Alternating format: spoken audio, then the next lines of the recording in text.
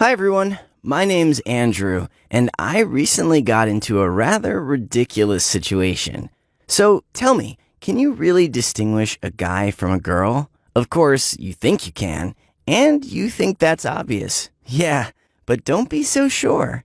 Like you, I used to be totally sure I could distinguish two sexes easily. I thought these were obvious things. I even wondered how one could confuse them anyway. But now, I think that life is absolutely unpredictable. Well, are you already interested in what happened to me? Then make sure you watch this video to the end to know everything. Alright, it all started when I came to a new school. I was newbie in a class with new people. My parents often moved from place to place because of their work, so I had to stay no more than 1 to 2 years at different schools. And I learned to adapt pretty quickly and join a new team. Well, I never liked being a loner, so I immediately tried to make new friends and be a good classmate to others. So, new school again, yeah. In my first week, I met the whole class, made friends with the guys who immediately took me to their basketball team. I even managed to charm the girls because for them, a new guy in class is a good reason for gossiping. Anyway, things were fine as usual. I was hoping I would finally finish my secondary education here and get a certificate. So that's why I tried to be as friendly as possible with everyone. Once, we had athletics competitions at school where several classes took part, both junior and high school. The weather was great, so we were just lying on the lawn waiting for our turn, discussing the latest video games and baseball. For all the girls, such events were kind of a chance to show themselves off and get to know the older guys from high school. I couldn't help looking around, twisting my head to look at the beauties, since I didn't know many girls at school yet. So I was curious. I had a girlfriend in my previous school, but we had to break up because me and my family moved to another city. Obviously, the girls were thoroughly preparing for the competition. Well, I mean, not sports training and stuff, but preparing their outfits. There was too much pink color, and it just hurt my eyes so badly. Seeing all this cute pinky craziness, I noticed a girl standing a little apart from everyone. She was wearing a casual black outfit, and her blonde hair was pulled back in a loose ponytail. Nothing special at first, but somehow she caught my attention. So I asked my classmates who she was. They answered, "Oh, she's Alex from the parallel grade." Then I understood why I hadn't seen her before. I didn't dare get to know her that day at the competition. At first, I was just too shy. Then I started just spinning around, and I didn't notice she had gone somewhere. Personally, I promised myself one day I would have the courage to meet Alex. Though, judging by her appearance and her obvious reluctance to communicate with anyone, there was some little chance she would want to talk to me. I didn't ask my classmates much about her, because the first time I saw her, they kind of didn't want to speak much of her. I thought maybe she was kind of a touch-me-not girl who was always blowing guys off. That's why they were so negative about her. If I only knew the real reason. But I didn't then, so it's logical that I started searching the girl who interested me on social media. I tried to find her accounts on Facebook or Instagram. Unfortunately, I didn't succeed. For some reason, I thought she was one of those people who register on social media with a fake name and put a fake photo on the avatar, like an anime character or some funny picture.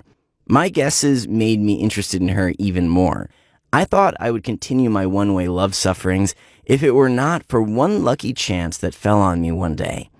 Well, once we took several classes to an excursion to a nearby city.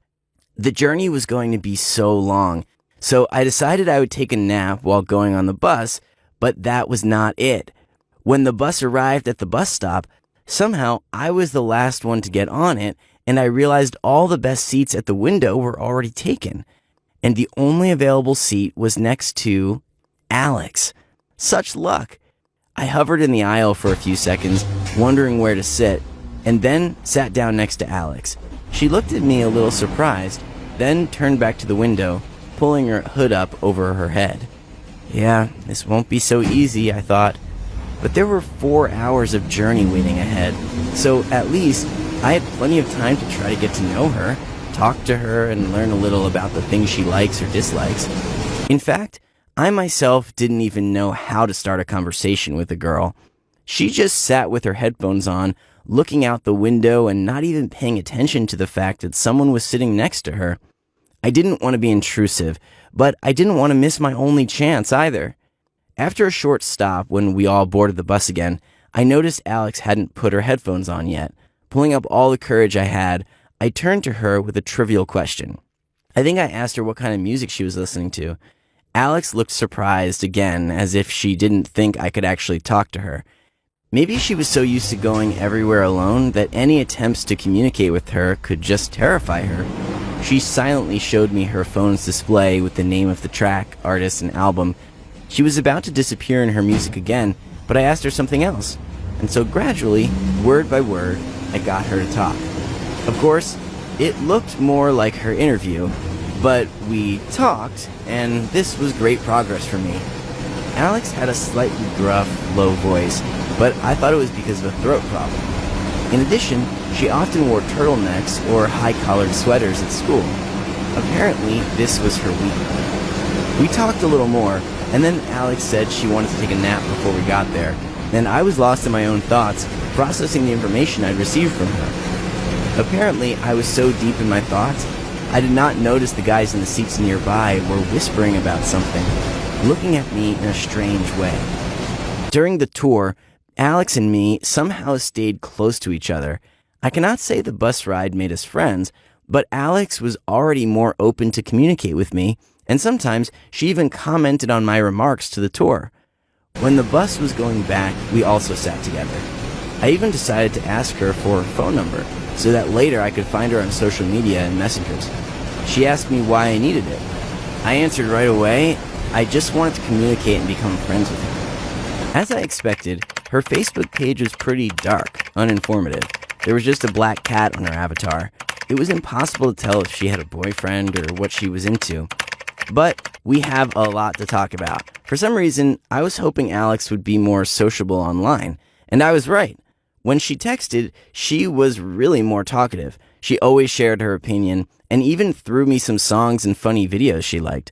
But at school, she continued to stay away from me. However, this option did not suit me at all. I sit next to her during lunch, and I approached her on the playground during breaks. I can't say she was happy about it. Most of the times, she just left, leaving me alone. I also started noticing some strange looks and whispers from the guys around me. I couldn't figure out what was wrong with them, with me, or with Alex. Now, remembering how angry I was then, I feel terribly stupid. But I really had no idea then. Anyway, after about 3 months of active communication on socials and almost no communication in real life, I realized it was time to move on to a new stage of our relationship. Yeah, I was going to ask Alex out so that she would stop avoiding me at school. I pulled up my courage again and texted her that we needed to talk. I invited her for a walk in the evening. She agreed, but she chose a not-so-crowded park for a walk. I didn't really care. So we went for a walk and discussed an online concert of a popular Japanese rock band. When we stopped to sit on a bench, I decided it was time to tell Alex what I was up to. I told her I liked her and I wanted her to be my girlfriend. I must admit, I expected any reaction other than the one that followed my words. Alex slapped me in the face, telling me to stop making fun of her. But I wasn't joking. I told her I was serious, but she just twisted her finger at her temple and she was about to leave, but I stopped her by the hand. I needed an explanation, and I got it. The only reason Alex couldn't be my girlfriend was because she was a guy. Now it's my turn to not believe her or his words, but Alex was serious. She, or rather he, said that because of his slim build, small waist, and long hair, he had often been mistaken for a girl. In addition, high sweaters hide his Adam's apple, and a chronic throat disease masked a low male voice, not typical for a girl. It all seemed so logical, but at the same time, incredible. It turns out that I liked a guy? But how come? Noticing my confusion, Alex just sighed sadly and went home without even saying goodbye. I spent the entire evening trying to come to terms with the harsh reality. First of all, I really liked Alex. But did I like him as a girl, or just as a person with whom I'm interested in spending time together and whom I want to get to know better? I didn't have any homophobic prejudices, so I fully accepted the possibility that I was bisexual, which meant that I could date a guy. But the thing was, if Alex agrees, it would be difficult to do it openly. But would he agree anyway? I still didn't understand how he reacted to my feelings to him. Anyway, I texted him the day after and told him that my offer to date was still valid and that his gender didn't really matter. I knew I was taking a risk, but I really wanted to try and give our relationship a chance. And to my joy and surprise, Alex agreed. He admitted he had long realized he was gay, but never told anyone about it, and certainly did not think he would ever have a boyfriend. And then I fell into his lap. Anyway, we're dating now. We do not say anything about our relationship, and we do not talk at school, but we understand it will be better this way. We will just finish school, and then we will think about what to do next. So, are you still sure you can tell a guy from a girl so easily? Have you ever met guys who look like girls or girls who look like guys?